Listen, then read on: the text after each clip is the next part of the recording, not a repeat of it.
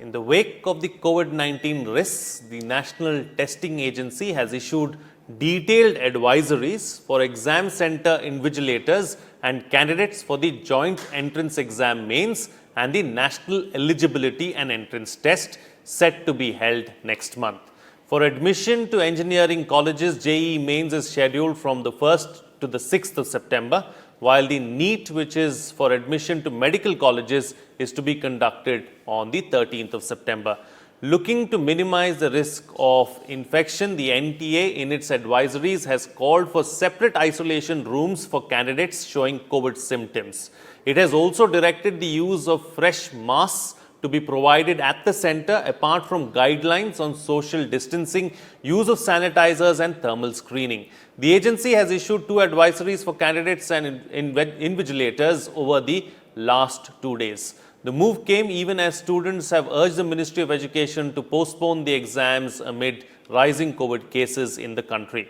However, the NTA, which functions under the ministry, has already clarified that the exams won't be postponed. In this edition of The Big Picture, we will analyze holding competitive exams during the pandemic. Joining me on the program today are Professor Arun K. Pujari, Chairman Steering Committee, Central University's Common Entrance Examination; Professor Shushma Yadav, Vice Chancellor, Bhagat Phool Singh Mahila Vishwavidyalaya, Haryana; and Sushil Chandra Tripathi, former Secretary, Ministry of HRD, Government of India. Thank you to all my guests for joining me on this edition of The Big Picture. All right, Mr. Tripathi, let me start the program with you. Let's hear your thoughts on everything that's been going on as far as these 2 main examinations are concerned, the JEE and the NEET. The Supreme Court has weighed in on this particular issue. Several political parties and chief ministers have made statements as well. Students now on a hunger strike. But, let's not forget that these exams are extremely crucial. And, what are your thoughts on this? As you said, these exams are extremely crucial, and they then enable people to join the professional courses, whether engineering or medicine. And lakhs of students appear for these exams. About 10% get selected. 90% would continue to keep working for these exams if the exams are not held and they do not get selected. So just imagine what will happen to them. The life has to go on. I am not saying that you don't take precautions. You do take all adequate precautions. I think the advisory given by the agency is quite justified. And I would suggest they can hold it over a longer period of time. Maybe they can give more dates and have lesser number of students taking exam on any particular date, so as to really take care of social distancing and all other measures required. And they can also have few more centers so that the students don't have to travel longer distances and becomes more convenient for the students to take exam. All these things are possible, and with the help of state government, they can easily be done. It is not difficult. But not to take the exam and let students keep hanging indecisively, not knowing where to go, what to do, I think they'll be wasting their time. 1 full year may get wasted. And in a student's life and his career, to waste 1 year like that, I think the costs are very high.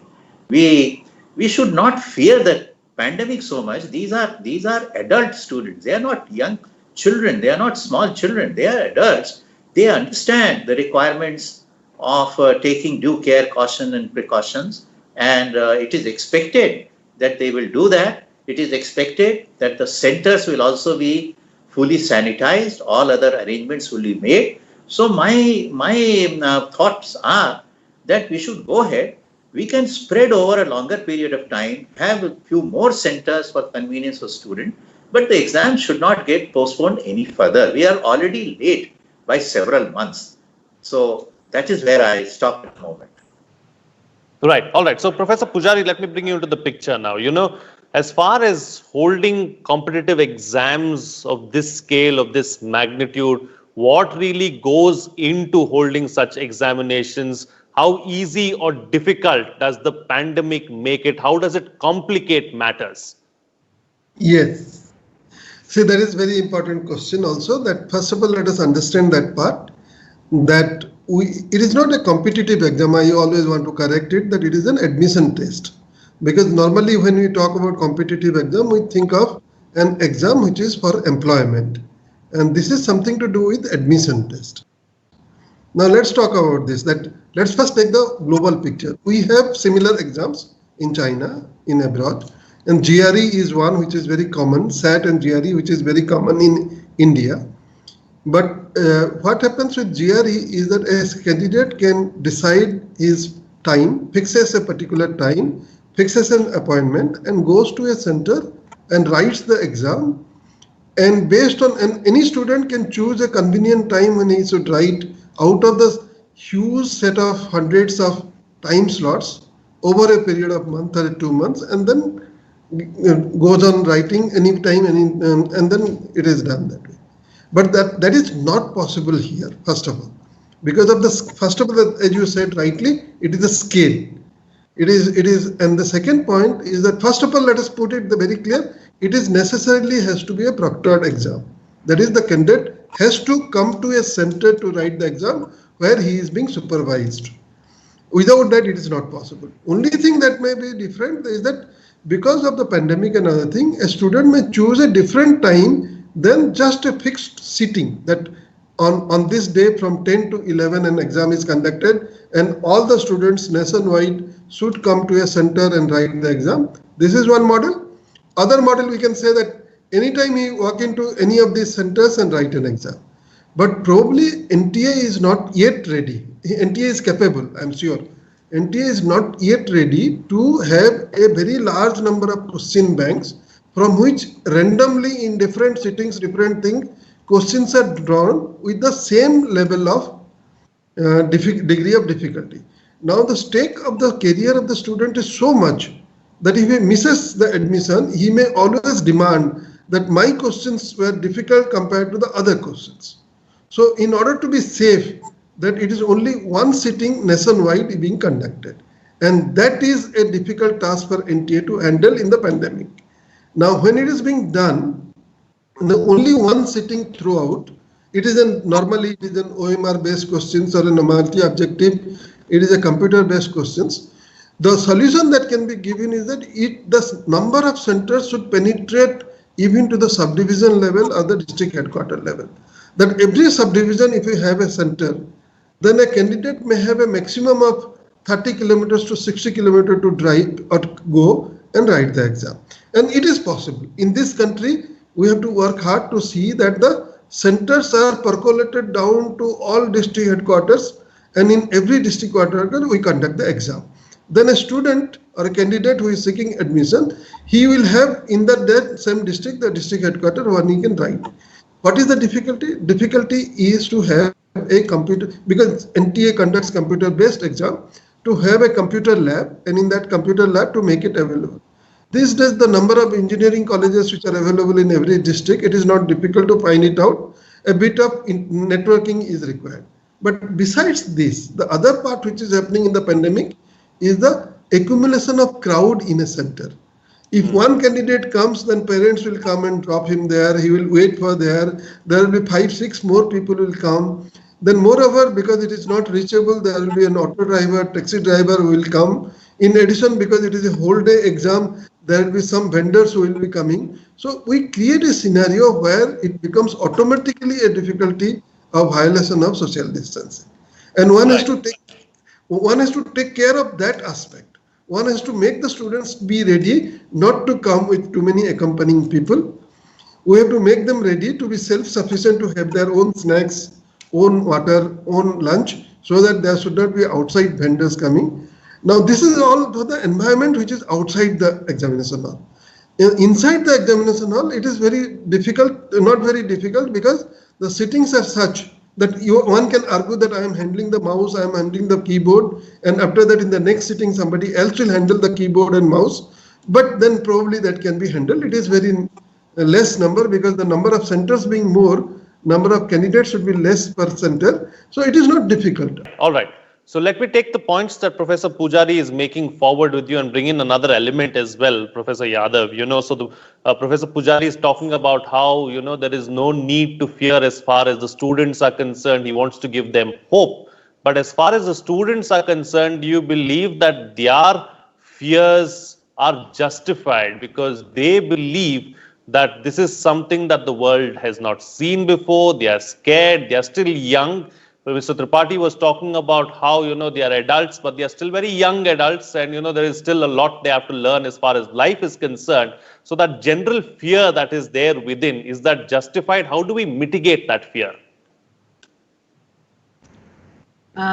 I would really appreciate the way Professor Pujari has put it up before us. He's created a scene, and that scene is so believable.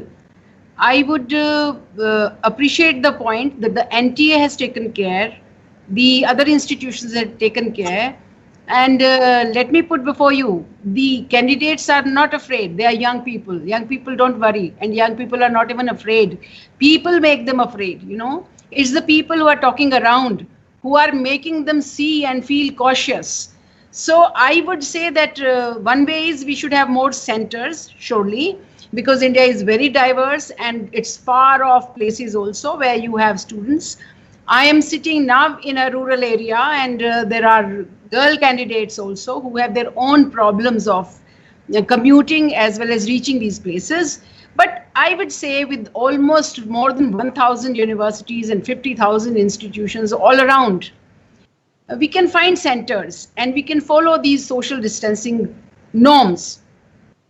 People should take care instead of aged people accompanying these candidates. They may have their peer group or younger siblings who are around that age who can accompany them. They are, out of danger zone almost. And the recovery rate in India is improving day by day. It's more than 75% by now. So COVID pandemic is not as much a problem here, although there are cases which are being spread. I'm running a COVID care center in my university, and the recovery rate is really wonderful. Almost, thankfully, no mortality, and they are all going back in huge numbers every day. So I would say we must go on and move to these competitive exams with all the caution and care which Disaster Management Authority, MHA, has provided, and which the team headed by Professor Pujari has already given us. Let's make use of our diverse governance system, which goes up to the village level, to the panchayat level. Let's make use of that infrastructure also and spread over as much as possible. And I'm sure we can conduct this exam without much mortal fear of spreading the pandemic if we remain cautious and if we remain careful. The year is precious, the months are precious, and for young people, this time is precious because we have to plan the next session. I would say one suggestion, maybe we can think over that we have not started the sessions yet in different colleges and universities. 31st August, the universities are closed. Maybe we can move them up to 15th September. Hold these and then let the universities and colleges start their regular sessions so that more centers are available to NTA and more students can really come up to different distant places. Thank you. All right. Taking the discussion forward then, Mr. Tripathi, does this also teach us a lesson? Does this also ensure that our system itself is better prepared going forward? Is it a wake-up call for us to improve our infrastructure and, generally improve the system as a whole? Absolutely. You see, we have to be prepared for all kinds of eventualities. And it's a question of future of the youth, which is the future of the country. So we have to prepare our infrastructure, both in material terms, that all the 50,000 colleges and 1,000 universities and about 2,000, management schools and engineering colleges, they are all equipped properly. And the government should ensure, the state government, the central government, they should work together to ensure that they are equipped properly with all the modern tools of education and management, including all kinds of computer equipments. And apart from that, as Dr. Pujari has mentioned, I would suggest that for a large country like India, we have to develop the capacity and capability, also like GRE and others do, the question bank, so that at the same level of difficulty, we have a large number of questions in every subject available over a period of time, and computer picks up and chooses them at random. I know that we are very litigant minded, so people will go to court and say that my questions were more difficult than the questions in another state, etc. But if we take a state as a unit and have it, then the random sampling will be so large, it will be such a large sample that we can perhaps achieve that. So in future, perhaps we may have to do that also, which of course is the software part of it. And so we have to be ready. I absolutely agree with that. We have to really prepare our youth to be world leaders. If the country has to go forward, then they are the people who will take the country forward. So they have to have the best education. They have to have the best facilities, best motivation, whatever. We may not in material terms compare with US or maybe some other countries, but in motivation terms, in our commitment to improving their level of education and skills, we should do our best. Absolutely. All right. So, Professor Pujari, let's not forget that there are going to be a steady stream of examinations going forward now, right from September 1st. You have the UPSC, CSE prelims on October 4th. There are going to be so many more examinations. Keeping that in mind, considering the number of cases that are going up on a daily basis as well, like Professor Yadav has already pointed out, the recovery rate is tremendous in India. It is over 75%. The death rate is below 2%. So all these factors are working in our favor. But are there some best practices that we can apply really as far as these examinations are concerned? Yes, because see, as far as I can understand that a precaution by not only the students, not only the candidates, also by the institutions are important. Because when a center is being held in a particular remote place and other thing, and the owner of that center, the principal or vice chancellor of that university, if they take it casually, because say right now we have been all free with any crowd, and suddenly a set of crowd come, if they take it casually, then that is going to give a vulnerability to the spread of COVID. Now we have to be absolutely perfect in making them comfortable, and there is another thing which I thought I should tell you, that we are always talking about telling the students that you are young and don't fear. But we have another component that because I am talking about our common entrance test for Central University, we have 15 universities. And each university, we ask them to send some observer to each center. Now, the university teachers are reluctant to travel. We have to give them also an hope that please go there, and because if they say that why are you conducting this exam, we don't want to travel. In fact, it is not the candidates. Candidates are willing because they want to start their program. So it is not that it is only the candidates and the exam or NTA, it is there. It is the entire community that is taking place. Now you can see there are two things that I would like to point it out here. One part is that the pandemic itself, the way the online classes went on, and the NEP itself has making this country to prepare such a way that tomorrow, maybe down the line in another 5 years or something, a candidate next to his house, somewhere in the nearby institution, he can just walk in there and find a center there to write an exam. He can walk in there to find a lab where he can do the lab instead of his own university where he has to do, or he can take a class there, attend a class there, and that class would be treated as a class of his own university. So this is the mental preparation of the citizens in the country is going on now. That is something like cutting across all boundaries of all the things. You take admission in one university, or you are going to take admission in one university, but you are getting some facilities in a nearby place. You imagine the amount of facilities that tribal girl students will get, because normally they are very scared of going to cities, and they get everything in the next door. This is one aspect. The second aspect is which people are not talking yet. See, when this pandemic and other things, hundreds of startups came that we are going to give you a video conferencing facility, we are going to give you an online examination, but nobody talked about the bandwidth to be provided.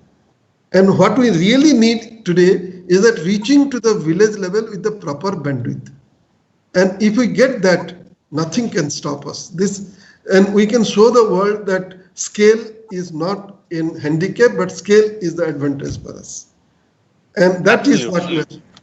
Thank you. Absolutely. Very rightly said. I think at the end of the day, we need the bandwidth, the infrastructure to percolate down and go down to the grassroots level so that everybody can actually feel technology and make use or make utmost use of it. Professor Yadav, this issue of, several students going to courts, the Supreme Court also weighing in and saying that, no, you have to go ahead with the examination because it's a matter of lakhs of students and their future as well. There is one section that does not want the examination to happen. They are either saying postpone it or scrap it. But then we also have to think about the others who have been preparing for this examination for so long, who actually want to go ahead with this as well. So striking a balance too is important, and keeping in mind everyone's aspirations too is extremely important, isn't it? That's true. I wish that soon, we go to a position where we can also offer wherever one wants to take the exam, and whenever one wants to take the exam, one can take. But that's an ideal situation. And COVID may give us, every crisis gives an opportunity. COVID may become an opportunity where NTA starts planning like this, or universities also start planning like this. India is a land of diversity, we all know. And there are people who have access to all smart things, and there are people who do not have access to even a small smartphone as it is, which is required. And that's why NTA has to plan these centers. Otherwise, maybe homes would have been a good place also, and we could have had these exams there. But given situation, we really have to think about those lakhs and lakhs of students who have been studying hard during COVID, before COVID, over the year last year. And it's not only a child who prepares in India, it's the entire family which prepares for the exam, because parents work hard, siblings have to take care. These exams are almost like family exams. They are dreams for most of these families and the young people. So I think after this preparation, giving them this chance to appear in the examination seems to be the most logical conclusion, and it must be given. Of course, all caution has to be taken. Caution has to be taken by the centers, by the testing agency, by the observers, and I'm sure we'll find teachers also who will come up. Although we may reduce the distances, Earlier they could have come from anywhere. Now let's see wherever it is feasible. And we can appoint them, and it's possible now with the kind of techniques that we have. And we can also advise, and families will take care. India has always been fond of home food. So vendors may not be required. They may prepare their food and come and even give to the neighbor who hasn't brought a packet or food. This is not part of our culture. But we must move towards examinations. I think we should be as inclusive as possible, as widespread as possible, but we shouldn't stop.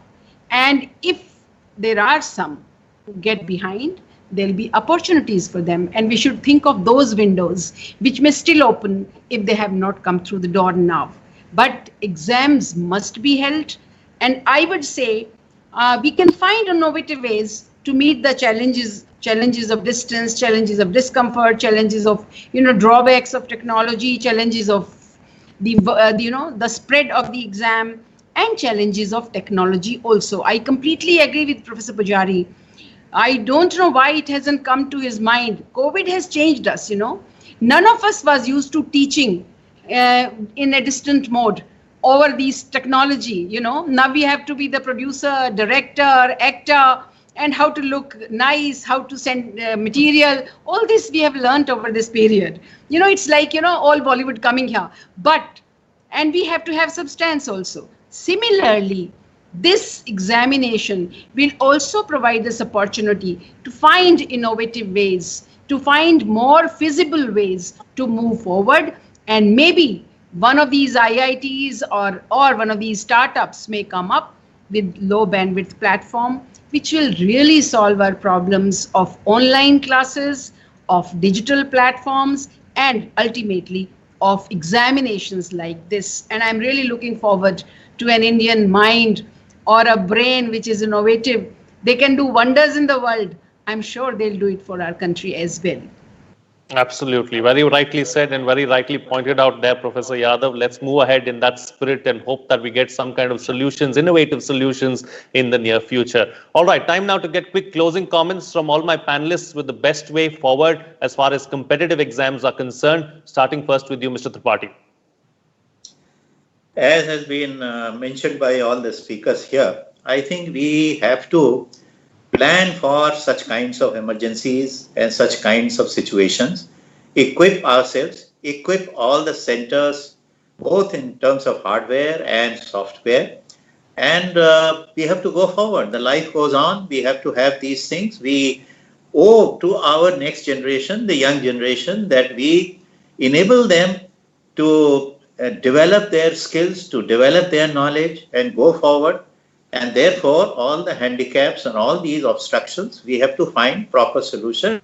We, of course, have to expand the coverage to cover as far as possible. And in this context, I will refer to what the Prime Minister said about taking optical fibers to every village. So every nook and corner of the country has to be covered with the covered and enabled with technology so that nobody suffers on that account. But we have to move ahead. All right, Professor Pujari. I have a message to the candidates saying that exam by itself is stressful. So COVID is not going to give you more stress than the preparation for the exam or writing for the exam. So be relaxed. Try to maybe a bit of preparation for you to reach in fact, only difficulty is you are reaching to the center. Inside the center, whether it is COVID or no COVID, you have the same environment. So be relaxed, somehow reach your center by the support that is given by the district administration and other things. And in a very free mind and other things, write your exam. You will yourself will realize that pandemic has not affected your exam. With this, my best wishes to all the candidates who are coming. Absolutely. And Professor Yadav, close the show for us with your concluding remarks.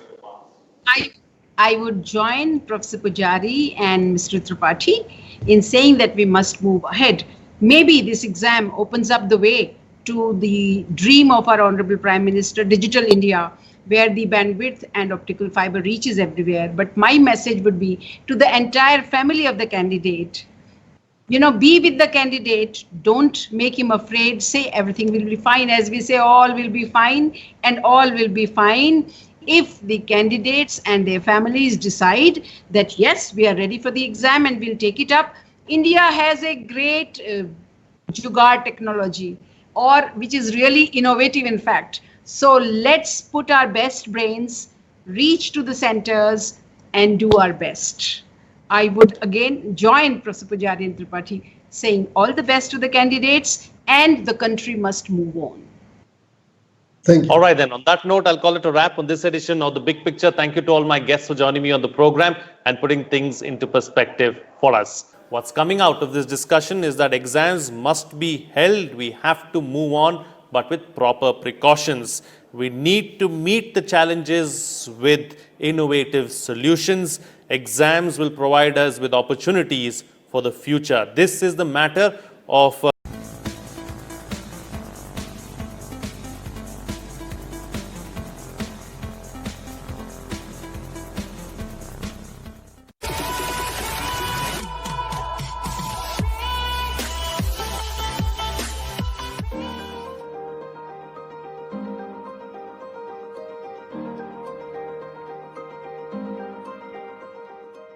Clean